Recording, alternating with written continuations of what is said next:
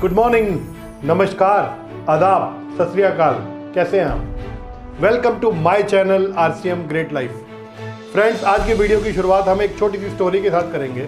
और आज सुबह मैं बुक पढ़ रहा था, जैसा कि कल मैंने जिक्र किया था कि जो मैं बुक पढ़ रहा हूँ, चिंता छोड़ो सुख से जियो। तो जैसे ही मैंने आज वो बुक पढ़ना शुरू किया तो एक बहुत अच्छी स्टोरी, एक प्रेरणादायक स्टोरी उसमें मुझे सामने आई। तो वो मैं सबसे पहले आपके साथ शेयर करूँगा। फिर हम बातचीत करेंगे कि आज मैंने चैट विद सुरेंद्र वत्स जो एपिसोड नंबर 92 है वो देखा, और वो उसमें मैंने क्या सीखा, उसमें भी बड़ा कुछ अच्छा सीखने को मिला। PhD होल्डर जो है मिस्टर कमलकांत वशिष्ठ जी, उनका इंटरव्यू था और बहुत सारी बातें वहाँ से मुझे भी सीखने को मिली। 6 क्रिटिकल सक्सेस फैक्टर के बारे में उन्होंने बताया। एक तो होता है इम्पोर्टेंट पॉइंट, जो हम बात करते हैं कि कामयाब होने के लिए इम्पोर्टेंट पॉइंट्स क्या हैं, लेकिन उन्होंने बोला इम्पोर्टेंट से भी इम्पोर्टेंट है क्रिटिकल, मतलब जिसके बिना आप रह ही नहीं सकते। अगर नेटवर्क मार्केटिंग में, RCM बिजनेस में हमें कामयाब होना है तो ये 6 क्रिटिकल पॉइंट के बारे में उन्होंने जिक्र किया, जिसके बारे में मैं शॉर्ट में भी जिक्र करूंगा।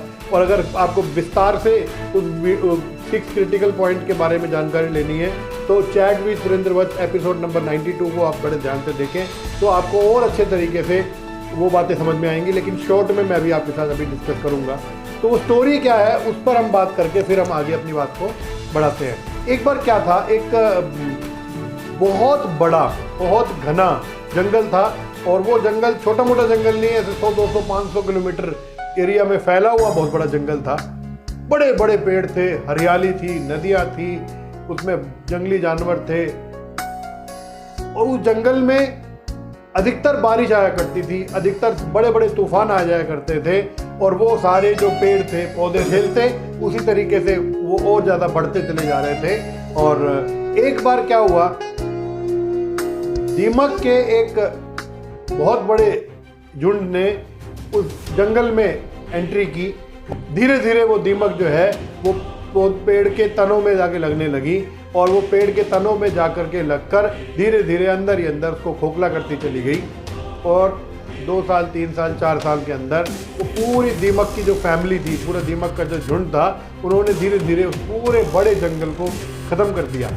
फिर ये स्टोरी बता करके जो राइटर कहना चाहते हैं बात, कहते हैं हमारा शरीर भी कुछ इस तरीके का है कि हम बड़ी से बड़ी जो दिक्कतें हैं, हम बड़ी से बड़ी जो मुसीबतें हैं, हमारी लाइफ में बड़े बड़े चैलेंजेस आते हैं, उनको तो हम झेल जाते हैं। लेकिन छोटी छोटी बातें हमें चिंता जिसकी हम करते रहते हैं, छोटी छोटी बातें जिनकी हम चिंता करते रहते हैं, और वो छोटी छोटी बातें धीरे धीरे हमें बीमारियों की तरफ ले जाती हैं, हमें निराशा की तरफ ले जाती है, और वो धीरे धीरे हमें नुकसान पहुंचाती हैं। जैसे वो जंगल के पेड़ बड़ी बड़ी मुसीबतों को झेल जाते थे, लेकिन वो छोटी सी दीमक जिसको एक चुटकी में दबा करके ख़त्म किया जा सकता है, उसको वो ख़त्म नहीं कर पाए, उसको वो कहीं ना कहीं उन्हें नुकसान पहुंचा दिया। इसी तरीके से हमारे जीवन में भी ऐसी छोटी छोटी समस्याएं आती हैं जिनको अगर हम चाहें तो चुटकियाँ बजा करके उस समस्या से टकरा जाएं और वो समस्या को ख़त्म कर सकते हैं। लेकिन हम लोग ऐसा नहीं करते। वो छोटी छोटी समस्याओं को हम लोग सोचते सोचते कई बार वो फिर समस्याएं बड़ी बन जाती हैं और धीरे धीरे हमें काफ़ी नुकसान उससे पहुंच जाता है। तो ऐसी एक ये स्टोरी के साथ उन्होंने अपनी बात को आगे बढ़ाया। तो आज जो मैंने पढ़ा, बड़ी अच्छी बात पढ़ी, चिंता छोड़ो सुख तो जियो का मैंने आगे 119 नंबर पेज पे बड़ी अच्छी बात लिखी। उन दिनों मुझे बहुत सारी चिंताएं सताती थी। जब तूफान आता था तो मैं डरता था कि बिजली गिरने से मर तो नहीं जाऊंगा। जब पैसे की तंगी होती थी तो मुझे चिंता सताती थी कि हमारे पास खाने के लिए अनाज नहीं होगा तो हम खाना कैसे खाएंगे। मैं डरता था कि मैं मरने के बाद नरक में जाऊंगा। मुझे डर था कि एक लड़का मेरे कान काट देगा, जिसने कई बार मुझे धमकी दी। मैं डर के मारे इस बात की चिंता करता था कि जब अपना हैट उठाकर लड़कियों का अभिवादन करूंगा तो वे मुझ पर हंसेंगी तो नहीं। मैं डर के मारे चिंता करता था कोई लड़की मुझसे शादी करने के लिए कभी तैयार ही नहीं होगी। मुझे इस बात की चिंता भी सताती थी शादी के बाद मैं अपनी पत्नी से क्या बातें करूंगा। कल्पना करके बहुत सारी ऐसी चिंताएं हम करने लग जाते हैं, जो चिंताएं वो जो दिक्कत आने वाली ही नहीं होती। समय गुजरने के साथ भी राइटर लिखते हैं, समय गुजरने के साथ मैंने पाया कि जिन बातों को लेकर मैं चिंतित रहता था उनमें से 99% तो कभी वो दिक्कतें आई ही नहीं। तो हम भी इस बात से हमने भी रिलेट किया कि ऐसे भी हम लोग भी कई बार ऐसी दिक्कतों के बारे में सोचते रहते हैं जो दिक्कत आती तो है नहीं, लेकिन हम भी उसके बारे में सोचते रहते हैं। तो आप और मैं अभी अपने 90% चिंताएं इसी समय कम कर सकते हैं, बशर्ते हम लंबे समय तक चिंता करने के बजाय यह पता लगाएं कि औसत के नियम के हिसाब से हमारी चिंताओं का सचमुच कोई आधार भी है। जैसे बात चली अभी, जैसे कोरोना की बात चल रही है कि जी 100 में से 5 आदमी की डेथ हो रही है, तो 95 हम 5 आदमी की जिनकी डेथ हो गई उसको लेकर के बहुत सारे लोग चिंता में हैं, उस पर लंबी लंबी चर्चाएं चल जाती हैं। लेकिन 95 लोग जो ठीक हो रहे हैं, एक बार उस तरफ भी तो देख सकते हैं। हम नेगेटिव की तरफ ज़्यादा देखते हैं, पॉजिटिविटी की तरफ कम देखते हैं। हमें पॉजिटिविटी की तरफ ज़्यादा देखना चाहिए, नेगेटिविटी की एक एवरेज लगानी चाहिए कि 100 में से अगर कोई दिक्कत आएगी या नुकसान होगा तो 100 में से कितने % वो नुकसान होगा। तो अगर हम औसत लगा करके काम करेंगे तो बड़ा अच्छा रहेगा। तो आज मैंने ये सीखा, और भी बड़ी अच्छी बातें यहाँ पर पढ़ने को मिली। एक लाइन और पढ़ के सुनाता हूँ। तभी मैंने यह फैसला किया कि मैं अपनी चिंताओं को औसत के नियम पर छोड़ दूंगा। ये बड़ी अच्छी बुक है, अब मैं रिकमेंड करूँगा इस बुक को कि ये बुक आप ज़रूर मंगाएं, और अमेज़ॉन पे भी अवेलेबल है, काफ़ी जगह पे मिल जाएगी। मैंने भी कुछ मंगा के रखी है, अगर मैं आपसे मिलूँगा तो मुझसे भी ले सकते हैं आप। और बड़ी अच्छी बुक है और काफ़ी टेंशन फ्री आपको रख सकती है। और आज यहाँ काफ़ी सारी बातें पढ़ी मैंने, पर सारी आपको बता दूंगा तो फिर आप बुक नहीं पढ़ेंगे। तो मैंने अच्छी बात ये सीखी कि हमें ऐसी चिंताओं के बारे में ऐसी बातों के बारे में बार बार चिंता नहीं करनी चाहिए। हमें फोकस करना चाहिए आज के ऊपर, और अगर हमें लग रहा है कि कोई दिक्कत आने वाली है, उसकी चिंता ना करके उसको ठीक करने के लिए हम अभी से ही प्रयास शुरू करें। लेकिन चिंता करने से कोई फ़ायदा नहीं होगा, हमें बस उसको ठीक करने के लिए प्रयास करना है कि कल वो चिंता आई, कल वो जो दिक्कत आने वाली है, जो चैलेंज आने वाला है, वो चैलेंज आएगा तो हम पहले से उसके लिए तैयार रहें। लेकिन कई बार ऐसा होता है कि हम जिस चैलेंज के बारे में चिंता कर रहे होते हैं वो चैलेंज आता ही नहीं है। तो आज हमने इतनी बात की, और उसके बाद में नोवा चैप्टर कल मैं सुबह पढ़ूंगा, 129 नंबर। तो फिर इसके ऊपर हम कल बातचीत करेंगे मैंने इसमें क्या पढ़ा। तो ये बुक आप ज़रूर पढ़ें। और इसके बाद हमने चैट विद सुरेंद्र वस्त का एपिसोड नंबर 92 देखा, जिसमें मिस्टर कमल कांत वशिष्ठ जी, जो सोलन का नाम सुनते ही वैसे ही मेरे वो फेवरेट बन जाते हैं, क्योंकि आप अधिकतर लोग मुझे जानते हैं, सोलन से मेरा काफ़ी लगाव है। सोलन में मेरा छोटा सा अपना घर भी लिया है मैंने, तो वहाँ पर भी मैं जाता आता रहता हूँ, तो मेरा लगाव है वहाँ से। और जब मिस्टर कमलकांत वशिष्ठ जी की बात आती है तो फिर वो सोलन शूलिनी यूनिवर्सिटी में लेक्चरर भी है, और वो भारत के पहले ऐसे व्यक्ति हैं जिन्होंने डायरेक्ट सेलिंग पर PhD की है। ये हमारे लिए बहुत बड़ी गर्व की बात है। और वो जिक्र करते हैं क्रिटिकल सक्सेस फैक्टर। वो बोलते हैं कि एक तो मोस्ट इंपॉर्टेंट फैक्टर्स होता है कि बहुत अति महत्वपूर्ण, लेकिन अति महत्वपूर्ण से भी अति महत्वपूर्ण है क्रिटिकल, जिसके बिना काम ही नहीं चल सकता। तो उन्होंने उदाहरण दिया कि कपड़ों के बिना हम जीवित रह सकते हैं, लेकिन खाने के बिना, पानी के बिना हम जीवित नहीं रह सकते। तो कपड़ा इंपॉर्टेंट है लेकिन खाना क्रिटिकल है। तो बोले ऐसे 6 क्रिटिकल 5 साल का रिसर्च किया उन्होंने, और 5 साल के रिसर्च के बाद ऐसे 6 क्रिटिकल फैक्टर निकाले कि जो कोई भी व्यक्ति, कोई भी डायरेक्ट सेलर अगर ये 6 काम नहीं कर रहा तो वो नेटवर्क मार्केटिंग RCM बिजनेस में कभी भी कामयाब नहीं हो पाएगा। वो एक बात और उन्होंने बड़ी अच्छी बोली, वो बोले कि busy people have time for everything. जो बहुत बिजी रहता है ना व्यक्ति, वो हर चीज़ के लिए फिर टाइम भी निकाल लेता है, और निठल्ले लोग तो बस बहाने ही ढूंढते रह जाते हैं। और उन्होंने बड़ी अच्छी बात बोली, अगर आप किसी काम को लेकर पैशनेट हैं, अगर आप किसी काम को लेकर जुनूनी हैं, तो फिर आपको टाइम निकालना नहीं पड़ता, वो अपने आप ही आपसे निकल जाता है। तो 6 क्रिटिकल फैक्टर के बारे में वो बोलते हैं। पहला जो क्रिटिकल फैक्टर बोलते हैं वो बोलते हैं वॉल्यूम, क्योंकि जब भी कंपनी, कोई भी एथिकल डायरेक्ट सेलिंग कंपनी हमें किसी के ज्वाइनिंग पर पैसा नहीं देती, वो प्रोडक्ट की सेल पर पैसा देती है। तो जब तक हम वॉल्यूम निकालने पर काम नहीं करेंगे तब तक वो पैसा बटेगा कहाँ से। तो डायरेक्ट सेलिंग का मतलब है खुद की शॉप चेंज करना और दूसरों की शॉप चेंज करवाना। और जब कंपनी को हम बिजनेस वॉल्यूम जनरेट करके देंगे तभी ही हमारे पास इनकम आ सकती है। तो सबसे पहला जो क्रिटिकल फैक्टर है कि अगर हम बिजनेस वॉल्यूम जनरेट करने पर फोकस नहीं करते तो फिर बड़ी जल्दी आगे नहीं बढ़ पाएंगे। दूसरा उन्होंने बोला एसोसिएशन, एसोसिएशन, जैसा कि हम बात करते हैं, हमारे सिस्टम में भी बताया गया कि मीटिंग्स होनी चाहिए, लगातार मीटिंग चलती रहनी चाहिए, अपलाइन डाउनलाइन की मीटिंग होनी चाहिए, लगातार ऑफलाइन मीटिंग, ऑनलाइन मीटिंग, अगर जैसे कोरोना काल में अभी नहीं हो पा रही मिलकर के मीटिंग, तो ऑनलाइन मीटिंग चलती रहनी चाहिए।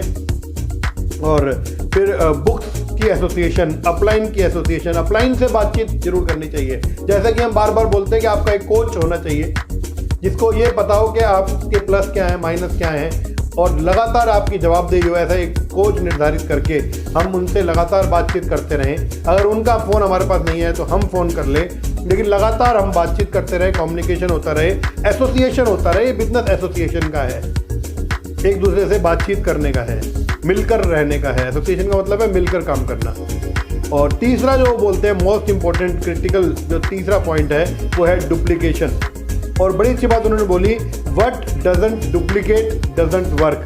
और नेटवर्क मार्केटिंग, आरसीएम बिजनेस में गुरुदेव सतीश पंडित जी भी एक बात बोला करते थे कि आप अगर वो काम कर रहे हैं जो आपकी टीम कहती है कि हमारे सर तो कर सकते हैं और हम नहीं कर सकते, तो इसका मतलब हम गलत राह पर चल रहे हैं। हमें कोई भी काम ऐसा नहीं करना जो हमारी टीम ना कर सके, तो या हमारी टीम के मन में ये ना आए कि ये सर तो कर सकते हैं और हम नहीं कर सकते।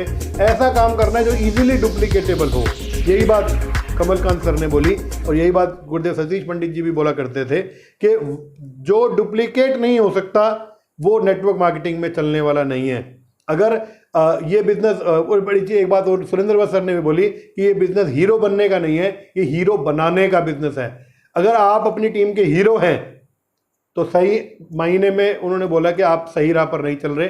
आपको हीरो बनने की जरूरत नहीं है, आपको तो हीरो बनाने की जरूरत है। तो आपको इस बात पे काम करना है। चौथा जो पॉइंट उन्होंने बोला, मोमेंटम रहना चाहिए, लगातार स्पीड पे काम चलते रहना चाहिए। बिजनेस धीरे धीरे करने का नहीं है, स्पीड पे करने का है। ये बात मैंने सीखी।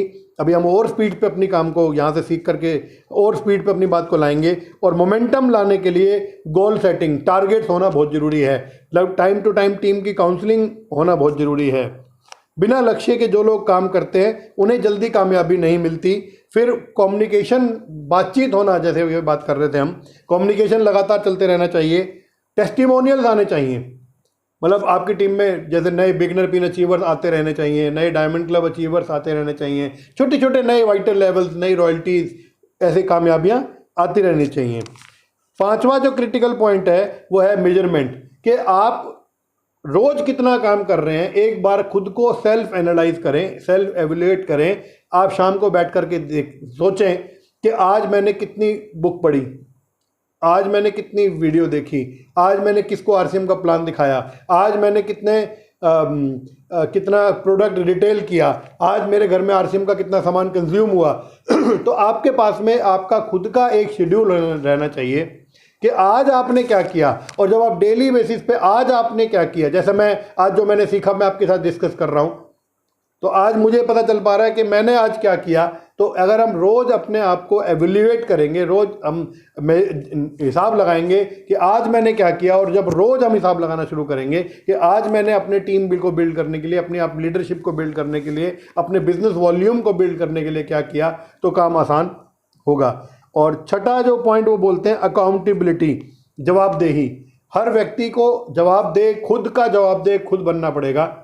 और इंतजार करने की जरूरत नहीं है कि हमारे अपलाइन, अगर कई बार मैंने देखा है कि अगर अच्छा चल रहा होता है तो अधिकतर लोग बोलते हैं कि यस मैंने कर दिखाया, और जब अच्छा नहीं चल रहा होता तो बोलते हैं हमारे अपलाइन अच्छे नहीं थे या कंपनी अच्छी नहीं थी। मतलब जब कोई अच्छा होता है तो हम खुद बात करते हैं कि मैंने किया, अच्छा नहीं हो रहा होता तो फिर हम दूसरों को दोष देते हैं। लेकिन अगर अच्छा हो रहा है तब भी जिम्मेदारी हम लें, और बुरा हो रहा है, गलत हो रहा है, तब भी जिम्मेदारी हमारी खुद की होनी चाहिए। हमें इंडिपेंडेंट बन के सेल्फ डिसीजन के साथ काम करना चाहिए। और एक बात उन्होंने बड़ी अच्छी बोली कि अगर आप चाहते हैं कि इस विश्व को खुशहाल बनाना तो शुरुआत खुद से करनी पड़ेगी।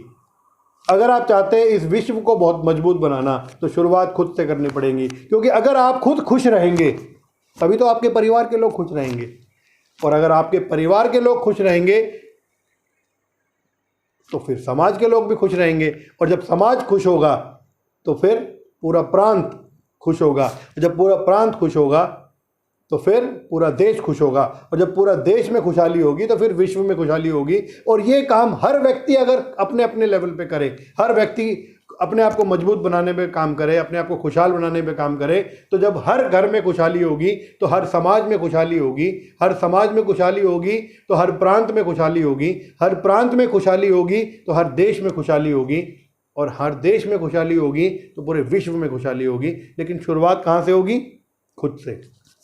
हर व्यक्ति को अपने आप को खुश रखना है, अपने आप को मजबूत बनाना है, चाहे वो इरादों से, चाहे वो पैसे से, चाहे वो अच्छी सेहत से, चाहे वो अच्छे विचारों से, चाहे वो अच्छे व्यवहार से, चाहे वो अच्छे एटीट्यूड से। अपने आप को खुशहाल बनाना है, अपने आप को मजबूत बनाना है। और बहुत सारी बातें मैंने सीखी हैं आज, सारी बातें आपके साथ जिक्र नहीं करूंगा। एपिसोड नंबर 92 को मैं हाईली रिकमेंडेड एपिसोड बोलता हूं। ज़रूर ये एपिसोड नंबर 92 को आप देखें, इसका लिंक मैं शेयर कर दूंगा आपके साथ। और लास्ट बात उन्होंने बोली जो मैंने लिखी है, जो लोग काम करने से डरते नहीं हैं, जो लोग काम करने से डरते नहीं हैं, जल्दी अमीर नहीं बनना चाहते। कुछ लोग होते हैं ना फटाफट अमीर, नहीं, जो लोग काम करने से डरते नहीं हैं और जल्दी अमीर नहीं बनना चाहते, वो ही केवल डायरेक्ट सेलिंग आरसीएम बिजनेस में कामयाब हो सकते हैं। जो काम करना चाहते ही नहीं है और फटाफट अमीर बनना चाहते हैं, वो इस बिजनेस को ज्वाइन तो करेंगे लेकिन कुछ ही दिनों में छोड़ के चले जाएंगे। तो आज मैंने बहुत सारी बातें सीखी, कुछ बातें आपके साथ शेयर की मैंने, और कल एपिसोड नंबर 93 में देखूंगा और इस बुक को आगे बढ़ाऊंगा। 4, 5, 6 पेज जितने मेरे से पढ़े जाएंगे कल मैं पढ़ूंगा। जो बातें मेरे साथ जो बातें मैं सीखूंगा वो कल फिर मैं आपके साथ पार्ट 3 में आकर के फिर आपके साथ डिस्कस करूंगा। हम लोग बार बार मिलते रहेंगे और हर बार मैं आपसे रिक्वेस्ट करूंगा।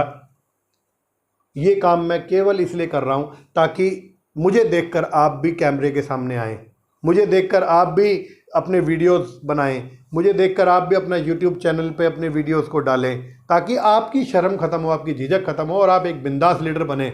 और मैं चाहता हूं कि आप भी लगातार सीखते रहें, समझते रहें,